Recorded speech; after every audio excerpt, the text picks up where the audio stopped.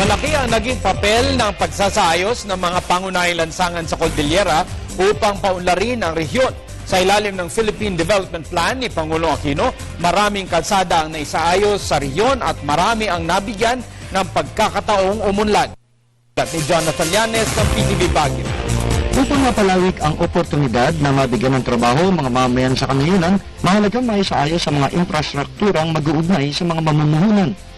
At sa ilalim ng Philippine Development Plan ng Pangulong Benigno Aquino III, malaking bagay ang pagsasaayos sa mga pangunahing lansangan upang unti-unting makuha at matamo ang mataas na paglago ng ekonomiya na sangdaan sa pagkakaroon ng oportunidad ng trabaho.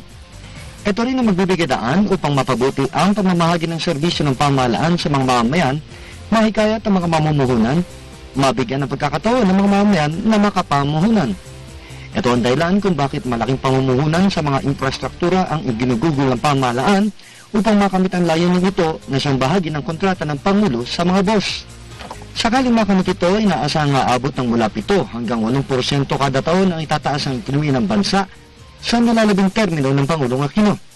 Ito ay bukod pa sa pagkakaroon ng malawakang trabaho na siya namang magbabawas sa insidente ng kahirapan at ang pagtugon sa Millennium Development Goals. Mula sa Luzon ng Baguio at para sa Telebisyon ng Bayan, Jonathan Llanes.